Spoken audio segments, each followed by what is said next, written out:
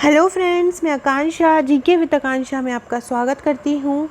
Friends, आप लोग बहुत ज़्यादा परेशान हो रहे हैं, बहुत ज़्यादा जिनके कम मार्क्स आए हैं और बहुत से लोगों के मेरे पास मैसेज आ रहे हैं, मैम मेरा नहीं होगा क्या। तो मुझे ये बताते हुए बहुत दुख होता है कि नहीं, आपका कुछ नंबर से रह गए हैं आप। तो लेकिन आप लोग निराश मत होइए। कोई भी किसी पोस्ट, देखिए, कोई बोलेगा कि मेरा पहले बार में हो गया है या किसी का एक बार में ही हो जाता है, या किसी के अभी प्री में मार्क्स बहुत अच्छे आए हैं। तो ये इसमें ये हम नहीं कह सकते हैं कि आप कमज़ोर हैं। सबकी अलग अलग परिस्थितियाँ होती हैं और सब सब एक सा ये बोलते हैं, लक तो सबका एक सा लक भी नहीं होता है। और परिस्थितियाँ मतलब हम एग्ज़ाम, मैंने पहले भी बताया, हम एग्ज़ाम हॉल में बैठे हैं और एग्ज़ाम हॉल में बैठ के हमारा उस समय माइंड में क्या चल रहा है। और बहुत से आंसर्स ऐसे होते हैं जब हम एग्ज़ाम हॉल में बैठते हैं तो हमको वहाँ पे वो ध्यान में ही नहीं आता है, लेकिन हम जब एग्ज़ाम हॉल से वापस आते हैं तो तब हमको ध्यान में आता है कि नहीं, ये आंसर होना था, या हम जब टिक लगा देते हैं तब हमको ध्यान में आता है। ऐसा उन लोगों के साथ नहीं होता है। और कि ये भी बात है कि कुछ लोग जो बहुत समय से तैयारी करते हैं, उनके पेरेंट्स भी बोलने लगते हैं कि आपका हुआ या नहीं हुआ, और आप दिन रात बहुत ज़्यादा मेहनत करते हैं, उसके बाद भी कहीं ना कहीं 1 या 2 नंबर से आप रह जाते हैं। तो ये ज़ाहिर सी बात है कि आप लोगों को बहुत टेंशन हो रहा होगा, बहुत दुख भी हो रहा होगा, अंदर ही अंदर मन कचोट रहा होगा कि काश हम ये सही कर देते, काश हम वो वाला प्रश्न सही कर देते तो हमारा हो जाता। सो फ्रेंड, मैं बस आपसे यही कहूँगी कि प्लीज़ आप सबसे पहले तो ये सोचना बंद कर दीजिए, आप जो हैं वो दूसरा नहीं है, क्योंकि हर व्यक्ति में अपनी अपनी खासियत होती है। तो आप जिस चीज़ में श्रेष्ठ रहे होंगे, कोई दूसरा उसमें नहीं रहा होगा। किसी ने आपको बोला है कि हम पहली बार में ही हो गया, या मेरा दूसरे अटेम्प्ट में हो गया, कि मेरा तीसरा, ये उनका लक है, ये उनकी अनुकूल परिस्थितियां हैं। आपकी परिस्थितियां आपके अनुकूल नहीं रहती हैं, समय का अभाव रहता है, एग्ज़ाम हॉल में परिस्थितियां रहती हैं, एग्ज़ाम समय में परिस्थितियां रहती हैं। बहुत कुछ जीवन में भी बहुत स्ट्रगल होते हैं, जीवन में इतनी समस्याएं होती हैं कि हम उनके अनुकूल नहीं हो पाते हैं जो निकाल लेते हैं। या हो सकता है कि जो लोग निकालते हैं, या जो जिनके प्री में बहुत अच्छे मार्क्स आए हैं, उनकी परिस्थितियां नहीं रही हो अच्छी, उन्हें बहुत मेहनत की हो तो निकले हो। तो लेकिन मेहनत आपने भी की है, आप उनसे कम नहीं हैं, आप अपने आप में श्रेष्ठ हैं।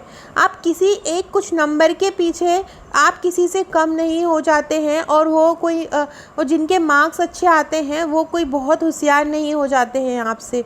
आप इक्वली रहे हैं उनके। बस ये है कि मैं बता रही हूँ, अगर आपने मेहनत की है तो बस आपकी परिस्थितियाँ उनके अनुसार नहीं थी, आपका समय इस अनुसार नहीं था। आपका भी समय आएगा, हर व्यक्ति का समय आता है। भगवान ने सबके लिए एक निश्चित समय दिया हुआ है, उस समय में ही सबका अच्छा होता है।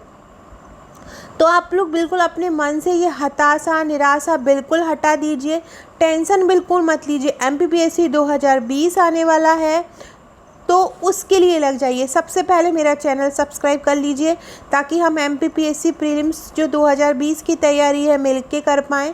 मैं कुछ ट्रिक्स आपको बता दूंगी, MP का मैंने पूरा ट्रिक्स बना दी हूँ, तो वो ट्रिक्स से आपको पढ़ाती हूँ, तो आपको चुटकियों में याद हो जाएगा और आप वहाँ एग्ज़ाम हॉल में भूलेंगे नहीं।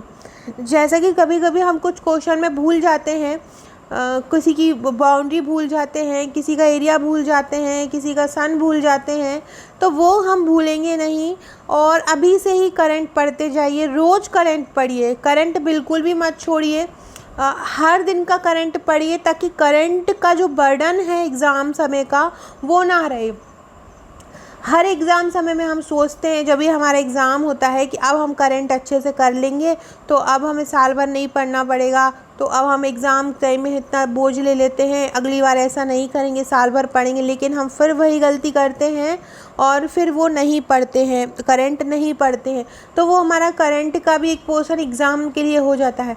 सबसे पहले मध्य प्रदेश अपना बहुत अच्छे से कर लीजिए, और मैं भी आपको करा देती हूँ। सेकेंडली, आप क्या करिए कि अपना करंट अफेयर्स का पूरा पढ़िए, और जो अभी MPPSC प्रीलिम्स जो सिलेबस अभी है, वो जो उसके आयोग वगैरह दिए हुए हैं उन आयोग को अच्छे से कर लीजिए, और उन आयोग को मैं अपनी वीडियो में आपको कवर करवा दूँगी, तो आप उसके लिए बिल्कुल टेंशन मत लीजिए। और घर में भी अगर आपको कोई कुछ बोलता है तो उनके आपसे सपने हैं, इसलिए वो आपको बोलते हैं, तो उनकी बातों को भी इतना दिल से मत लगाइएगा। और ये कोई परीक्षा कोई आपकी ज़िंदगी की परीक्षा नहीं है, एक छोटा सा एग्ज़ाम है। आज नहीं तो कल आपका सपना ज़रूर पूरा होगा, लेकिन जिस जोश से आपने ये 2019 का प्रीलिम्स दिया था, उससे डबल जोश में आ जाइए। और सबसे पहले अपनी कद्र कीजिए, खुद को बहुत अच्छा समझिए कि आप सब कुछ कर सकते हैं, जो दूसरा कर सकता है वो आप भी कर सकते हैं। किसी के 86% आ गया है तो किसी का 73 आ गया है, तो ऐसा नहीं है कि 76 वाला 86 नहीं ला सकता था। बहुत सारे क्वेश्चंस, बहुत सारी चीज़ें ऐसी होती हैं जो उनके अनुकूल हमारे उस समय नहीं होती हैं। और सबसे मेन बात है समय और परिस्थितियाँ, ये उस समय हमारे अनुकूल नहीं होती हैं, जिसके कारण हमें ये समस्याएं आती हैं। तो अभी भी समय है, आग लगा दो, अभी भी आपके पास बहुत समय है, बिल्कुल जूझ जाओ एग्ज़ाम की तैयारी में। ये मत सोचो वैकेंसी आएगी या नहीं आएगी, वैकेंसी ज़रूर आएगी, इसमें बिल्कुल समय बर्बाद मत करो। जो लोग टॉपर होते हैं वो इस चीज़ का ध्यान नहीं देते हैं कि एग्ज़ाम कब होना है, वैकेंसी कब आएगी, रिज़ल्ट कब आएगा, वो तो बस अपना पढ़ते हैं। अभी भी बहुत लोग हैं जिन्होंने राइटिंग प्रैक्टिस मेरे से ही आज से 3-4 महीने पहले से मैंने नोट्स बनाना स्टार्ट किया है, और तभी से ही लोग मुझसे नोट्स ले रहे हैं कंटिन्यू। और मैं देख रही हूँ कि वो लोग में इतना जोश है, उन लोग को पता है कि मेरा हो जाएगा, तो उन्होंने पहले से ही अपना नोट्स बना के रखा है, उन्होंने नोट्स लेके रखा है।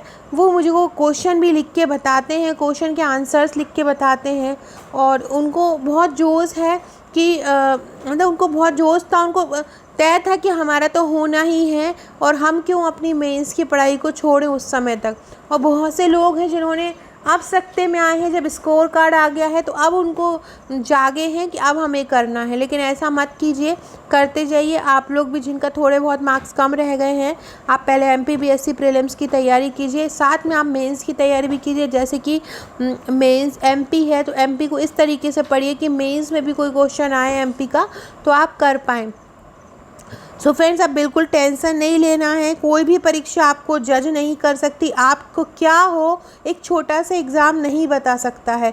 आप अपने आप में श्रेष्ठ हो, अपनी कद्र कीजिए, बहुत ज़्यादा पढ़िए, जब तक लक्ष्य प्राप्त ना हो। और यही मैं बोलूँगी कि एक परीक्षा यह नहीं बता सकती कि आप कमज़ोर हो। तो आप बिल्कुल टेंशन मत लीजिए, अच्छे से पढ़ाई कीजिए, सब कुछ पढ़िए जो सिलेबस के अकॉर्डिंग है।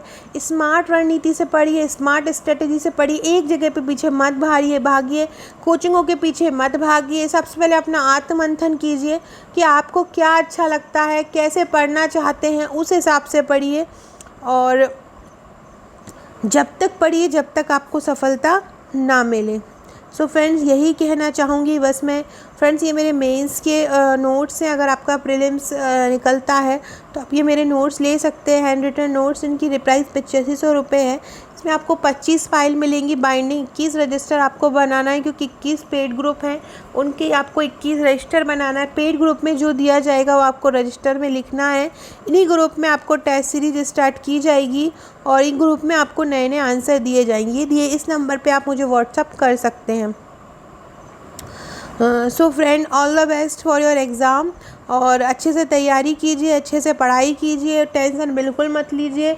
और कोई भी आपको कुछ बोलता है घर में भी, तो उसकी बातों को इतना दिल से मत लगाइएगा, और उन्हें भी बोलिएगा कि अगली बार का जो समय आना है वो हमारा समय है, और आप उसको ज़रूर निकालेंगे। Okay friend, thank you.